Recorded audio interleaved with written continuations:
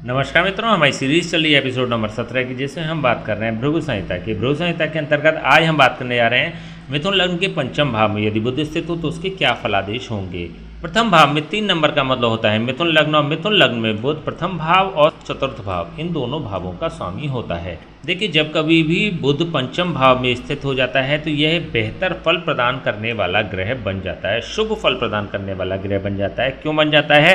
क्योंकि बुध जो होता है वो विद्या, बुद्धि, विवेक का कारक ग्रह होता है, और पंचम भाव भी विद्या, बुद्धि और विवेक का कारक भाव होता है। तो जब कभी भी बुध का संबंध पंचम भाव से बन जाता है, किसी प्रकार से यदि बन जाता है, तो यह व्यक्ति को विद्या, बुद्धि और विवेक के माध्यम से सफलता प्रदान करने वाला बन जाता है। सफलता क्यों कह रहे हैं हम? क्योंकि पंचम भाव जो होता है मान, सम्मान और प्रतिष्ठा का कारक भाव भी होता है। तो ऐसी स्थिति में जो बुध पंचम भाव में स्थित हो जाता है तो उच्च सफलता प्रदान करने वाला भी बन जाता है, और वह भी व्यक्ति की बुद्धि, विवेक और विद्या के बल पर, ज्ञान के बल पर। विद्या से मतलब ज्ञान से, एजुकेशन से नहीं लेंगे, इसको ज्ञान से लेंगे, नॉलेज से लेंगे। इसके अलावा जैसा कि हम पूर्व में भी आपको बता चुके हैं कि द्वितीय भाव जो होता है वह 5th तक की एजुकेशन का कारक भाव होता है, 6 से लेकर 12 तक की एजुकेशन का कारक भाव होता है पंचम भाव, और आफ्टर 12th जो प्रोफेशनल एजुकेशन होती है उसका कारक भाव होता है नवम भाव। तो यहाँ पर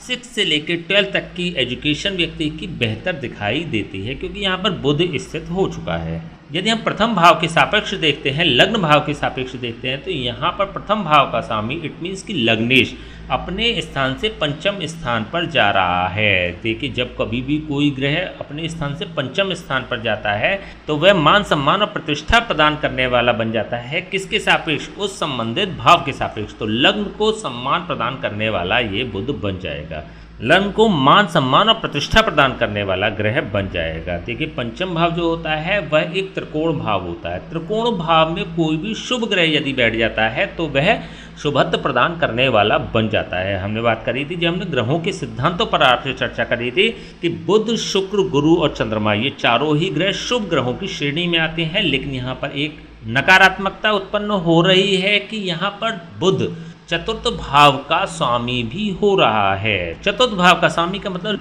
केंद्र का स्वामी। जब बुध केंद्र का स्वामी हो जाता है तो इसको केंद्राधिपत्य दोष भी लग जाता है। हमने बात करी थी, जब कभी भी कोई भी ग्रह केंद्र का स्वामी हो जाता है तो उसको केंद्राधिपत्य दोष लग जाता है। यदि केंद्राधिपत्य शुभ ग्रहों को लग जाता है तो वह अपना शुभत्व त्याग देते हैं, और अशुभ ग्रहों को लग जाता है तो वह अपना अशुभत्व त्याग देते हैं। ऐसी स्थिति में क्योंकि बुध एक शुभ ग्रह है तो अपना शुभत्व को त्याग देने वाला होगा। लेकिन यहाँ पर क्योंकि यह एक अगेन शुभ भाव में स्थित हो जाता है तो शुभत्व त्यागने के बावजूद भी यह शुभ फल प्रदान करने वाला हो जाएगा। देखिए, एक एस्पेक्ट्स में इसने अपने शुभत्व को त्याग दिया है क्योंकि इसको केंद्राधिपत्य दोष प्राप्त हो गया है। लेकिन अगेन जब यह पुनः त्रिकोण भाव में बैठ गया है तो त्रिकोण भाव के जो शुभ कंटेंट्स हैं उसके आधार पर यह बुध बेहतर फल प्रदान करने वाला बन जाएगा।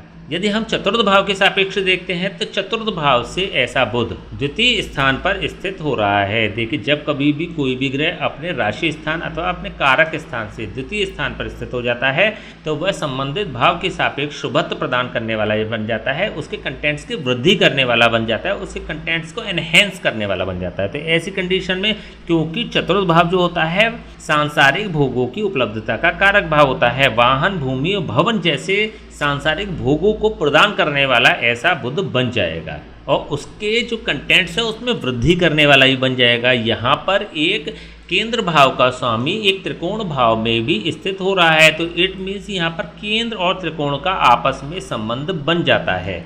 हमने जब लघु पाराशरी की आपसे चर्चा करी थी तो आपको बताया था कि जब कभी भी किसी भी केंद्र का संबंध किसी भी त्रिकोण से बन जाता है, किसी भी केंद्र भाव का संबंध किसी भी त्रिकोण भाव से बन जाता है तो यह एक राजयोग का निर्माण करने वाला बन जाता है।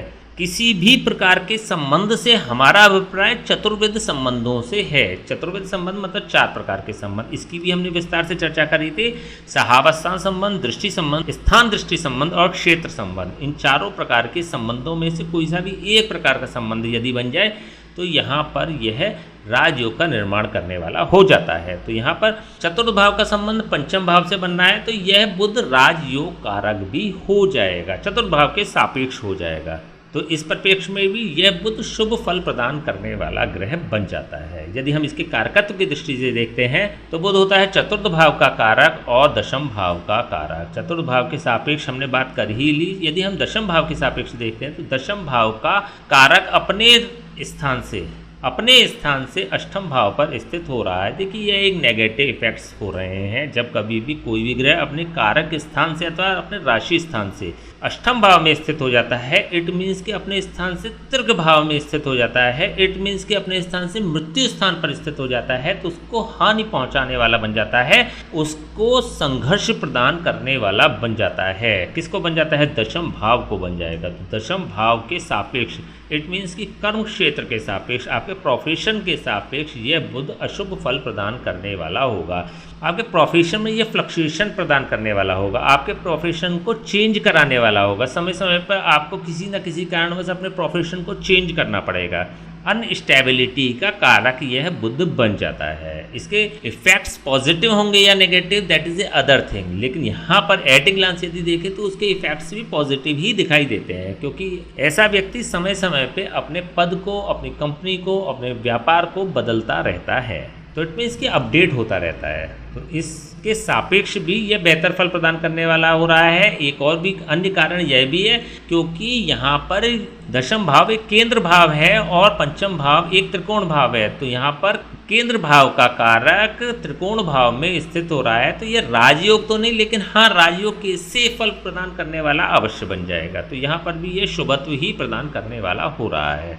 देखिए पंचम भाव में जब कभी भी बुध स्थित हो जाता है तो यह बेहतर तो फल प्रदान करने वाला हो ही जाता है। यहाँ पर यह बुध अपने मित्र शुक्र की राशि में भी स्थित है। ग्रहों के मैत्री चक्र में हमने बात करी थी कि बुध सूर्य और शुक्र को मित्र भाव से देखता है, चंद्रमा को शत्रु भाव से देखता है, मंगल गुरु और शनि को समभाव से देखता है। तो ऐसे में यह बुध अपने मित्र की राशि में स्थित हो रहा है, तो बुध के कंटेंट्स भी व्यक्ति को पॉजिटिवली प्राप्त हो जाते हैं, क्योंकि यहाँ पर बुध लग्नेश भी है। तो पूरी तरह से यह बुध अपने कंटेंट्स को, उसके व्यक्तित्व को प्रदान करने वाला हो जाएगा। बुध के कंटेंट्स क्या होते हैं? बुध होता है विद्या, बुद्धि, विवेक, वाणी, व्याकरण, गणित, साहित्य, आमोद प्रमोद, हास परिहास, अभिनय और लेखन का कारक ग्रह है। तो ऐसा व्यक्ति को विद्या, बुद्धि, विवेक तो गॉड गिफ्ट प्राप्त होते ही हैं। इसके अलावा वाणी और लेखन पर ऐसे लोगों को महारत हासिल होता है। व्याकरण, गणित और साहित्य जैसे सब्जेक्ट्स को एंटरटेन करने वाले होते हैं, उसका उपयोग करने वाले होते हैं। आमोद प्रमोद, हास और परिहास करने वाले होते हैं। इट मीन्स कि ऐसे लोग जॉली नेचर के भी होते हैं।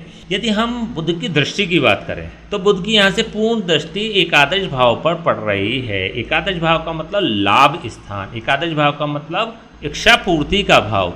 तो यहाँ पर बुध व्यक्ति की इच्छाओं को पूर्ण करने वाला बन जाता है, क्योंकि यहाँ पर यह अपने समभाव रखने वाले मंगल की राशि को भी देख रहा है। जब बुध यहाँ से पूर्ण दृष्टि एकादश भाव को प्रदान करेगा तो व्यक्ति को लाभान्वित करने वाला हो जाता है।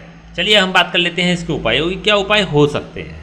पंचम भाव में बैठा हुआ बुध बेहतर ही रिजल्ट्स प्रदान करने वाला होता है, लेकिन यहाँ पर यह क्योंकि चतुर्थ भाव का स्वामी हो रहा है तो इसको केंद्राधिपत्य दोष लग रहा है। तो ऐसे में एक काम कर सकते हैं, बुधवार से शुरू करके गाय को अथवा बकरी को पालक खिलाना शुरू कर दें। यदि आप ऐसा करते हैं तो इसकी नेगेटिविटी समाप्त हो जाएगी और पॉजिटिविटी बढ़ जाएगी। इसके अलावा यदि आप आवश्यक समझें तो इसके जाप और हवन भी किसी ब्राह्मण से करा सकते हैं। बुध की महादशा अंतर्दशा व्यक्ति के लिए शुभ फल प्रदान करने वाली होती है। बुध की महादशा जो होती है वो 17 वर्ष की होती है। इसके अलावा बुध की विभिन्न ग्रहों की अंतर्दशा में जब फल प्राप्त होंगे वह भी शुभ ही फल प्राप्त होते हैं। बुध क्योंकि एक शीर्षोदय ग्रह होता है तो अपनी भोग दशा के प्रारंभ में ही यह फल प्रदान कर दिया करता है। हमने बात करी थी कि बुध, चंद्रमा और शुक्र ये तीनों ही शीर्षोदय ग्रह होते हैं। ऐसे ग्रह होते हैं जो अपनी भोग दशा के प्रारंभ में ही फल प्रदान कर देते हैं। तो यहाँ पर बुध एक बेहतर स्थिति में है। यदि आप ये छोटे से उपाय कर लेंगे तो चीज़ें और बेहतर हो जाएंगी। ठीक है, तो चलिए आज हमने बात करी मिथुन लग्न के पंचम भाव में यदि बुध स्थित हो तो उसके क्या फलादेश होंगे। नेक्स्ट वीडियो हम बात करेंगे मिथुन लग्न के षष्ठम भाव में यदि बुध स्थित हो तो उसके क्या फलादेश होंगे। तब तक के लिए हमें आज्ञा दीजिए। नमस्कार।